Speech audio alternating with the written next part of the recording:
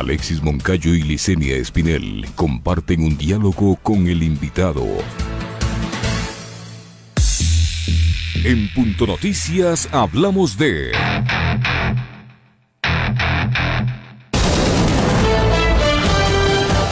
El presidente de la CONAIE, Jaime Vargas, solicitó un intérprete para que se le tome la versión que no rindió. En cambio, el líder del movimiento indígena campesino de Cotopaxi, Leonidas Issa, entregó su versión y convocó a una nueva jornada de protestas en el país la mañana del lunes 14 de diciembre, cuando concurrieron al llamado de Fiscalía para que hablen sobre un supuesto delito de terrorismo que habría ocurrido en las protestas de octubre de 2019.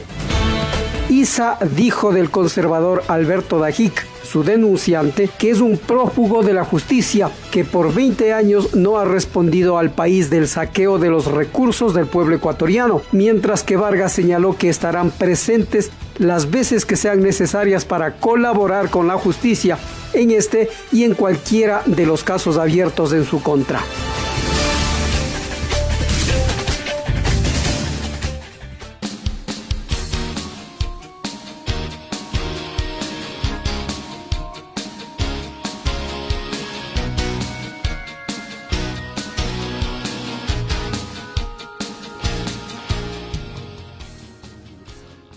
Pichincha Universal. 7 de la mañana con 42 minutos, 7 con 42 minutos en Punto Noticias a través de Pichincha Universal. Saludamos con el doctor Carlos Poveda, abogado de los líderes indígenas que están ahora en este proceso judicial consecuencia de las protestas de octubre de 2019. ¿Cómo está, doctor Poveda? Buenos días. Bienvenido a Punto Noticias a través de Pichincha Universal. Le acompañamos a Alexis Moncayo y quien le habla, Licenia Espinel. Ayer, el señor Jaime Vargas, presidente de la CONAIE, como el señor Leonidas Issa, presidente del Movimiento Indígena de Cotopaxi, acudieron a rendir esta versión dentro de esta investigación por la denuncia del ex vicepresidente Alberto Dajic.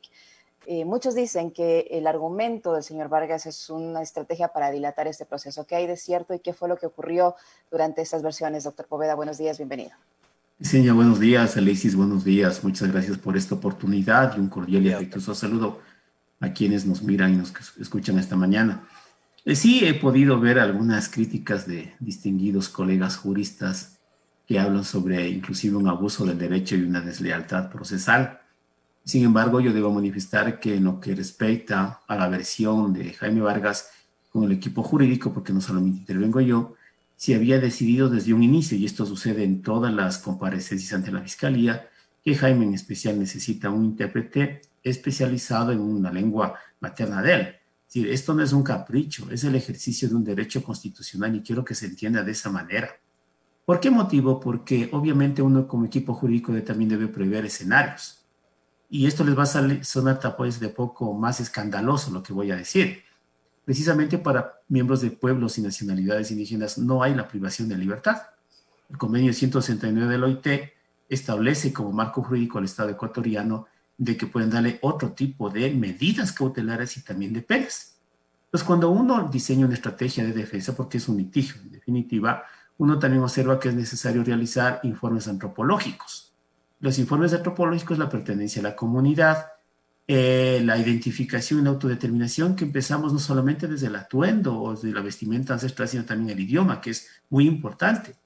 Este es un análisis antropológico, entonces, que no les sorprenda, y esto sucede casi todos los días, de que cuando hay miembros de pueblos indígenas, la ley y los convenios internacionales establecen medidas diferentes, y así lo hacen jueces, y así también las fiscalías hacen informes antropológicos y la Corte Constitucional también lo hace.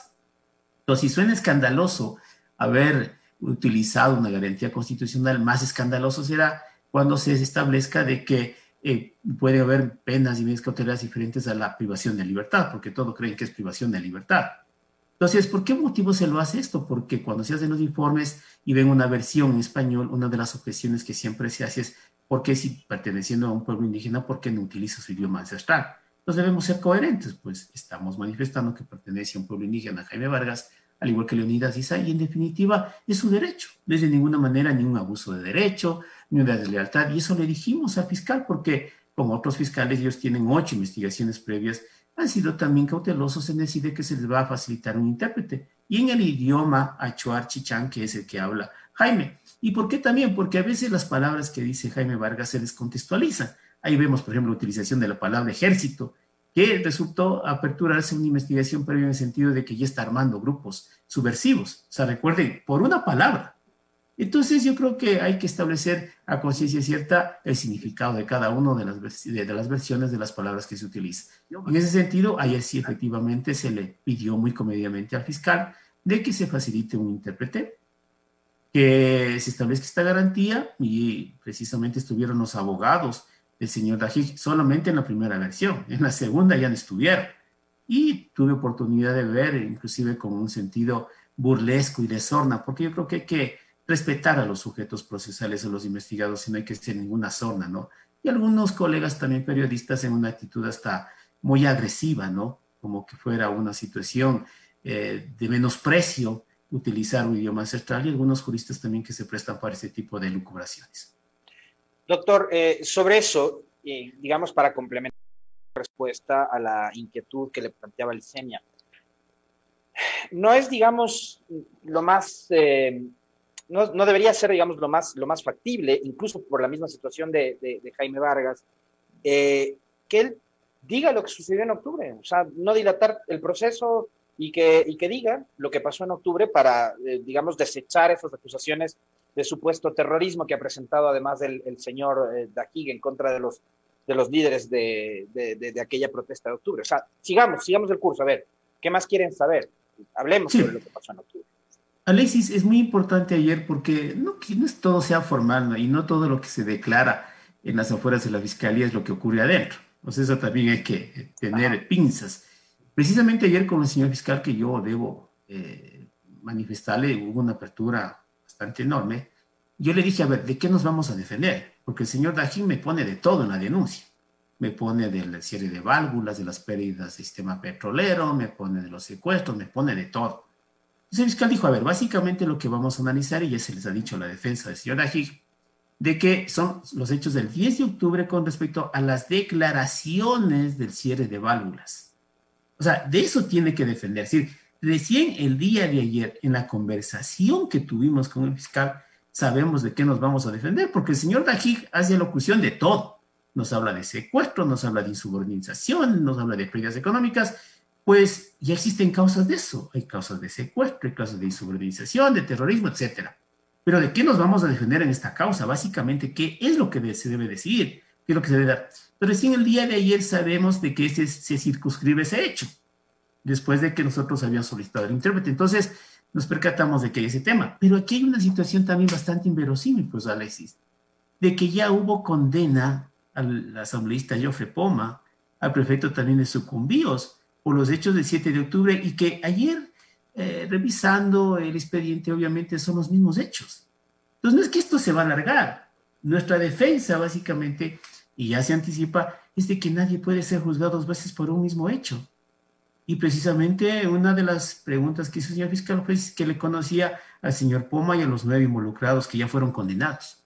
Entonces, la pregunta es, ¿por qué dentro de esa investigación de paralización y pérdidas económicas que tuvo Petroecuador no estuvo involucrado Leonidas y Jaime Vargas? Entonces, ahí viene la situación. Sí, no sé si me entienden. Es decir, no es de que nosotros estemos dilatando, pero nosotros necesitamos tener una seguridad absoluta de lo que vamos a defender. Y sería muy grave, Alexis, de que el señor Dajik, que conoce yo, porque también es un hecho público y notorio, que el señor Poma, que es asambleísta nacional, y el prefecto de Sucumbíos ya fueron condenados, y que a pesar de eso involucra nuevamente a personas dentro de los mismos hechos. Por eso era importante dialogar ayer y no ir a las ciegas a rendir de pronto expresiones de que salen de contexto o no sirven para la defensa. Entonces yo creo que fue bastante fructífero vernos ayer, conversar con el fiscal, que nos explique de qué mismo nos vamos a defender y ya tener preparada una defensa bastante importante. Leonidas dice ya después de que pudo observar y escuchar de qué se trataba, él dio su versión. Lamentablemente los abogados, señor Dajik, ya no estuvieron en la versión de Leonidas Diza. O sea, y es problema de ellos en todo caso. No quisieron quedarse, se fueron solamente a dar publicidad de sus menciones y de su sorna en contra de un derecho constitucional, y no estuvieron en la segunda versión. En la segunda versión, evidentemente, ya se dijo lo que tenía que decirse con respecto a este caso. Ahora, doctor Poveda, el hecho de que yo le escuchaba unas declaraciones a las que usted hace referencia de la que decía que el señor Vargas habría dicho que se van a cerrar las llaves del petróleo en la Amazonía. con una declaración de esa se puede acusar a alguien de haber paralizado el bombeo de petróleo por decir que se van a cerrar las llaves del petróleo en la Amazonía? ¿Es suficiente argumento para acusar a Jaime Vargas de una situación como tal? No es suficiente argumento, pero deben demostrar ellos de que hubo una organización criminal, que hubo una intencionalidad y una autoría de mando. Pues, o sea, Jaime Vargas está en la ciudad de Quito el 10 de octubre y él ordena que se cierren las válvulas, que ni siquiera son las llaves, son técnicamente las válvulas. Pero resulta que el 7 de octubre ya habían cerrado, pues. Y se refiere precisamente a esos hechos y esa pérdida de la producción y que ya fueron condenados. Por lo tanto, ellos son los que deben demostrar de que evidentemente el señor Vargas tiene tanto poder de que le hicieron caso en Esmeralda, le hicieron caso en Amazonía, que tuvo suficientes relaciones o contactos. Es más, el señor Vargas y el señor Issa les conocen al señor Poma y al resto que fueron condenados. Pero a lo que a nosotros nos interesa con un aspecto técnico, jurídico, es si ya hubo esta causa, ¿por qué no vincularon a los dos personajes que están siendo denunciados? Y abren otra investigación, porque el señor Dají no se percató de que ya fueron condenados y nuevamente quiere aperturar una investigación, situación que también es inconstitucional. Entonces, cuando nosotros utilicemos esta garantía constitucional de doble enjuiciamiento, también saltarán y dirán, no, la Constitución es un abuso de derecho. No, es una garantía constitucional y en ese sentido, básicamente, es lo que estamos diciendo. Por eso digo, fue muy importante dialogar ayer con el fiscal. Clarificó el tema porque el señor Dají no me habla de todo, es un cuento de todo. Por lo tanto, ya sabemos de lo que tiene que defenderse Jaime Vargas y Leonidas Issa. Doctor Poveda, ¿cuál es el acto de terrorismo? O sea, ¿y cómo además se configuraría el supuesto delito de terrorismo? ¿Qué hicieron? ¿Pusieron bombas en algún edificio público? ¿Se tomaron un avión para pretender estrellarlo en algún campo petrolero? ¿Cómo se configura el delito de terrorismo que denuncia Dají? Mire, ese delito de terrorismo, a criterio del propio Dají, dice que es porque Jaime Vargas el 10 de octubre hizo una locución pública y notoria con los medios de comunicación y dijo que convocan para que cierren las llaves del petróleo. Esa es la conducta de Jaime Vargas, es decir, que ha instigado, que él ha promovido. Pero claro, el terrorismo debe tener una organización criminal de las personas, de los autores mediatos que tanto se habla ahora, ¿no? Y de los autores directos, es decir, que Jaime Vargas haya ordenado a la gente en Aguario cerrar las válvulas del petróleo. Pero ellos deberán demostrar, y el fiscal igual.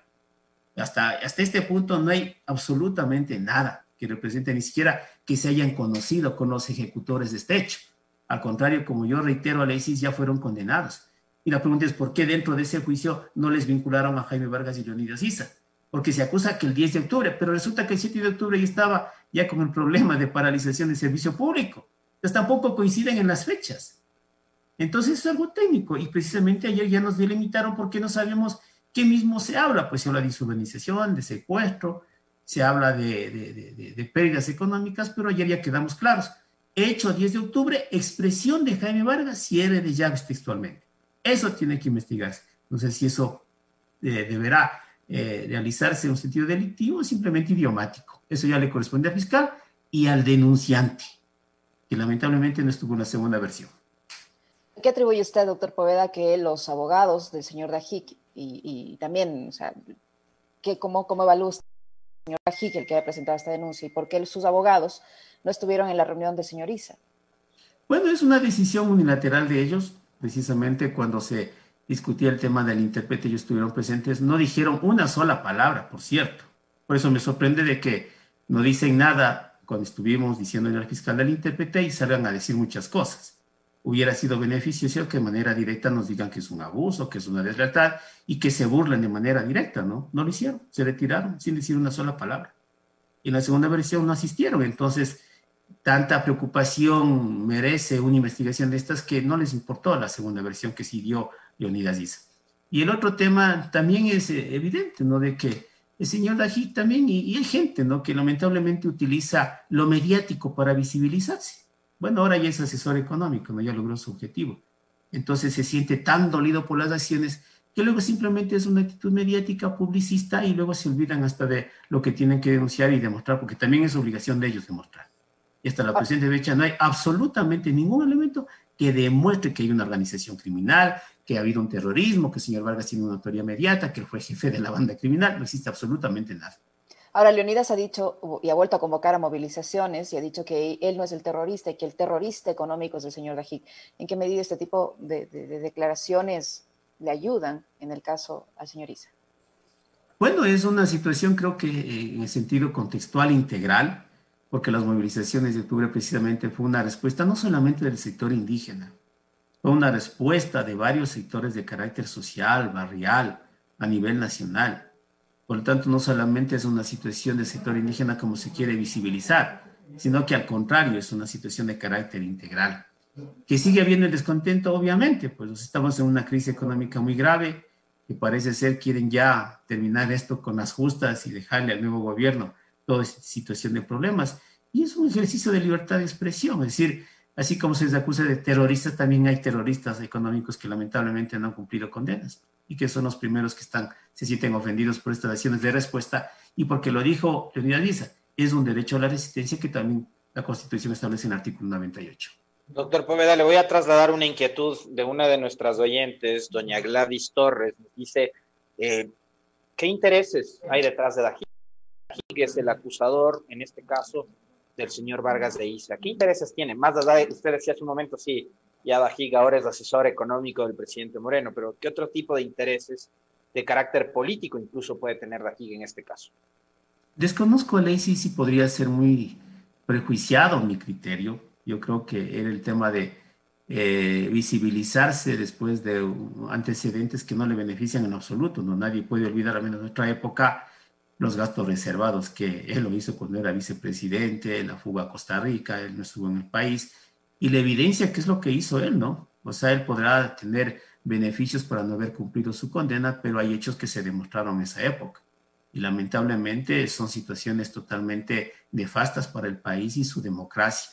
Los famosos gastos reservados quedaron en evidencia de la actitud de Dajik, inclusive con complicidad de particulares y ciertos medios. Entonces, yo creo que es un poco limpiar su nombre también, es decir, yo denuncio, es decir, ante la agresividad, todo eso, pero también pongámonos de la mano quien denuncia, ¿no? Y en ese sentido fue que también Leonidas Issa hizo sus aseveraciones, al igual que Jaime Vargas, y están en su legítimo derecho, porque quien le está acusando de terroristas es la persona, al menos con un respeto personal, la menos indicada. Doctor Poveda, este no es el único proceso que enfrentan tanto Jaime Vargas como Leonidas Issa. ¿Cómo están los otros casos derivados también de las protestas de octubre? ¿En qué estado se encuentran? Bueno, están siendo investigación previa. Próximamente también tendremos ya una comparecencia por el tema de la estatua, del monumento sobre la Católica, y también tendremos que ahí defendernos. Pero sí quisiera aclarar un tema, ¿no? Porque este tipo de conjeturas, expresiones a veces, el señor Issa como el señor Vargas tienen todo el derecho de tener un equipo jurídico a ley siciliana. Sí, y hasta lo podemos hacer de manera gratuita, porque creemos en los derechos humanos y siempre ha sido esa línea. ¿Por qué la ofensa, no? De un equipo jurídico está David Cordero, de la Clínica de Derechos Humanos de la Universidad Católica, está quien habla, nuestros colegas abogados, que por ser indígenas no tienen derecho a tener una defensa especializada, me pregunto yo. O sea, llegamos a ese colmo, a ver las formas. Pues ellos tienen todo el derecho de contar, además de ser personas públicas, también son personas comprometidas para nuestro criterio y que gozan de nuestro respeto como abogados. ¿Por qué esa aclaración, doctor?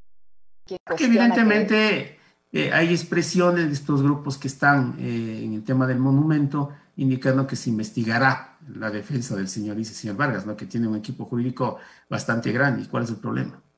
De que por ser indígenas no tienen derecho. Es una situación cliente-abogado que nosotros sabremos cómo lo hacemos y si es que obviamente hay ese compromiso que lo estamos haciendo de manera desinteresada. ¿Usted cree, doctor Poveda, que una vez que salió la ministra de Gobierno María Paula Romo, ya no está en funciones, aunque no sabemos si estará por allí ejerciendo detrás del poder de alguien más, pero ya no está en el cargo, cree que se le va a dar el mismo interés, la misma celeridad a los procesos en contra de Jaime Vargas, de los dirigentes indígenas, de Leonidas Issa, etcétera, derivados de las protestas de octubre, ahora, sin tener la presencia en el cargo de María Paula Romo? Mire, sigue existiendo, es decir, mire cómo se mueven las investigaciones, ¿no?, al torno de eso. Pero también hay el desequilibrio, pues el 12 de octubre presentamos la demanda de lesa humanidad, la denuncia de lesa humanidad. Ya llevamos ya 2 meses, es 15 de diciembre y no tenemos ni siquiera posibilidad de reconocer firme y rúbrica. Yo esperaba que ya con el juicio político y con los medios probatorios que se demostraron, porque tiene mucho que ver con la denuncia de lesa humanidad, haya impulsado. Sin embargo, a la fiscal no le interesa el caso, sabemos eso, hemos dado un plazo hasta el mes de enero. Dijimos que este enero, si es que no se resuelve el caso en Ecuador, iremos a una jurisdicción universal. Estamos más que convencidos que no se va a hacer nada en absoluto, que en contra de los dirigentes siguen apareciendo más casos. Yo siempre les digo a mis clientes, a mis amigos, que hay que cuidar mucho también las expresiones porque por cada palabra se investiga. No sería nada raro que yo empiece a investigar por qué la denominación al señor Dajín, ¿no? No me parece extraño y que eso fluya de manera muy rápida. Mientras tanto, la denuncia de lesa humanidad está paralizada, no hay ni siquiera la intencionalidad de reconocimiento de firme y rúbrica. El tema del monumento fue reconocido de firme y rúbrica en 48 horas y ya está aperturando una investigación previa. Mientras tanto, este delito que es mucho más grave, más complejo, ni siquiera un reconocimiento de firme y rúbrica. Lamentablemente es la desigualdad, ¿no? Y el poder político tiene que ver mucho que ver en este tipo de situaciones. Caso de la Contraloría, doctor Poveda, ¿en qué, digamos, en qué instancias se quedan? Porque no hay finalmente responsables y la justicia no ha actuado lo suficientemente, digamos, rápido y eficientemente también para poder determinar precisamente aquellos responsables, y tampoco se ha tomado muy en serio las versiones de un exfuncionario de este organismo que acusaba directamente a los responsables de la Contraloría de haber provocado un autoatentado. Sí, eso quedó evidenciado dentro del proceso de investigación, como habíamos ya advertido en algún momento, Alexis, y evidentemente quedan ahí, quedan en el escándalo. Sin embargo, hubo personas privadas de libertad, adolescentes que también sufrieron escarnio público, también privados de su libertad, y si no hubiera sido por la Comisión Interamericana de Derechos Humanos, la visita in loco que hizo aquí en el país, de pronto hubieran seguido también restringidos en su libertad. No se ha investigado en absoluto, ese tipo de versiones no se establece de manera directa para ir en contra de los verdaderos o presuntos responsables, no en contra de los chivos expiatorios. Inclusive se acuerda que yo hablaba de las declaraciones y versiones de miembros del cuerpo de bomberos que tuvieron una contraorden de ir a Teleamazonas sino a la Contraloría. Entonces eso precisamente demuestra de que el vaivén de carácter político es sesgado, que no es que haya justicia aquí de manera imparcial, una investigación objetiva, sino que tiene tintos políticos de dedicatoria como nosotros estamos demostrando con actos, no solamente con palabras. Doctor Poveda, en otro tema, usted como defensa del periodista Julian Assange, ¿qué novedades nos tienen con respecto a cómo está ese proceso? ¿Qué podría pasar ahora que ya se confirmó finalmente la victoria de Joe Biden? Ya es un hecho, ya ha sido reconocido por el Colegio Electoral, y la posibilidad de que el actual mandatario Donald Trump le conceda un indulto o alguna medida que permita su liberación. Sí, el día de ayer, mientras tuvimos la versión de los dirigentes indígenas, había llegado esta información oficialmente y de hecho los contactos necesarios tanto en Madrid como en Londres. No existe formalmente ningún tipo de pronunciamiento del indulto. Sé que hay conversaciones e intencionalidades internas, podría haber también condicionamientos, pero yo creo que Julian Assange no va a aceptar condicionamientos de ninguna naturaleza. Esa ha sido la lucha de sus principios. Peor aún cuando se intente establecer revelación de fuentes. Yo creo que es un principio que Julian nunca lo ha hecho, no lo va a hacer, y en todo caso lo que sí puedo asegurar es que sí hay una discusión interna, que lamentablemente el fiscal, que me parece que ya renunció, era un obstáculo dentro de este proceso y que podría un poco allanarse, pero el tema de condicionamientos, hasta donde yo pude conversar hasta el día de hoy en estos momentos, no se podría verificar, pero sí hay una intencionalidad, es lo único que podría decir.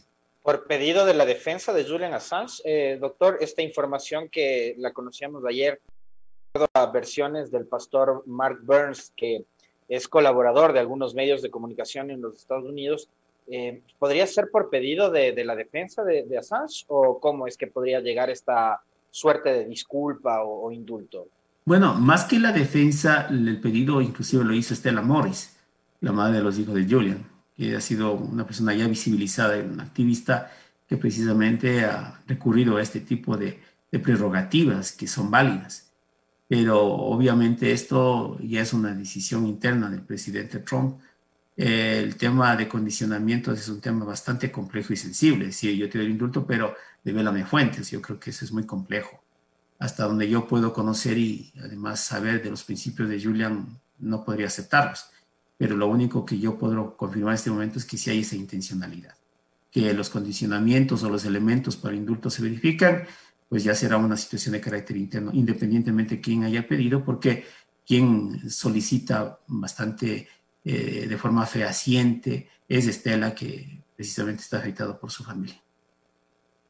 Doctor Poveda, el señor Nils Nielsen, el relator de la ONU, había pedido que se libere a Julian Assange por la situación de COVID que se está viviendo en la prisión donde él se encuentra. ¿Este pedido ha tenido algún tipo de respuesta por parte de las autoridades, por un lado, y por otro, cuando cambie el gobierno norteamericano y asuma el poder Joe Biden, ¿usted cree que hay alguna posibilidad que la situación legal del señor Assange mejore? No creo, porque inclusive durante las audiencias, y por cierto en enero tiene que ver la resolución de si conceden o no conceden la extradición, ¿no? O sea, eso todavía hay que verificar. Estamos a pocos días de saber la resolución inicial. Dentro de las audiencias, evidentemente, se verificaba el tema del COVID y la jueza en ningún momento fue sensible a esta situación. Es decir, no creo que haya una situación de cambio. No, tampoco, de pronto me equivoque, pero no creo tampoco ser tan expectante con Joe Biden, porque demócrata, los temas de los demócratas se fue inclusive en Estados Unidos que le denunciaron a Wikileaks por la supuesta filtración y afectación a las elecciones. Es decir, no creo que Joe Biden vaya en contra de su tendencia partidista. En absoluto, sería contradecirle a Hillary Clinton y no creo que esté en esta situación. Y además la política de Estados Unidos siempre ha sido una política que a pesar de ser republicano-demócrata siguen en la misma línea. Lo novedoso es esta situación del indulto que se está analizando, pero no creo que haya mayores cambios, al menos en lo personal no creo que exista mayores cambios. Incluso podría ser utilizado políticamente por Donald Trump el tema del indulto, ¿no? Porque yo, o sea, digo, coincido con lo que acaba de decir el doctor Poveda de que finalmente demócratas o republicanos tienen la misma matriz, pero Trump es un tipo que maneja muy bien los tiempos en lo mediático y la decisión de Assange podría significar probablemente una levantada en su popularidad que se ha venido a menos después de la derrota. Estratégicamente podría funcionar eso, es decir, ya en este momento que ya hay un pronunciamiento ya fidedigno, ya no creo que da pauta para hacer más reclamos al interior de Estados Unidos sobre las elecciones que Joe Biden ganó, y yo creo que podría ser, pero también bajo qué condiciones, ¿no? No creo que sea un tema. Trump es una persona que negocia muy bien, usted sabe qué elementos puede tener, entonces no es que sea tampoco una prerrogativa desinteresada, pensando en los derechos humanos, o sea, no creo que sea eso, sino como usted dice, Alexis, ya pensando en la popularidad de él y qué ventajas puede sacar y qué es lo que está solicitando, es decir, ha sido indulto, pero aquí develó fuentes y sabemos que esto ocurrió, un poco para también limpiarse en sano. Entonces, yo creo que ese es el tema más complejo, es decir, qué condiciones podría imponer para que se le dé el indulto. Muchísimas gracias, doctor. Siempre es un gusto y muy didáctico hablar con usted, muy amable. Muchas gracias. Gracias. Muy amable, doctor. Alexis, igual, muchas gracias. Buen día. El doctor Carlos Poveda, abogado defensor de los líderes indígenas que están en estos momentos enfrentando procesos judiciales consecuencia de las protestas de octubre. Carlos Poveda, también abogado defensor de Julian Assange, ha estado con nosotros. 8:09, Alexis. Sí, les preguntamos a nuestra audiencia si considera que existe persecución política contra los líderes indígenas. Por el sí, el 84%, por el no, el 16%. Ahí tienen también los resultados de la encuesta de hoy. 8:09, hacemos una pequeñísima pausa, si te parece, Alexis, para ponerles en contexto de lo que viene a continuación y conversaremos con un ex presidente del Tribunal Supremo Electoral, alguien que conoce de la materia, para hablar de esta telenovela en la que se ha convertido esta pugna entre el Tribunal Contencioso Electoral y el Consejo Nacional Electoral por la candidatura del señor Álvaro Noboa. Ya regresamos. Vale, vamos por un cafecito también.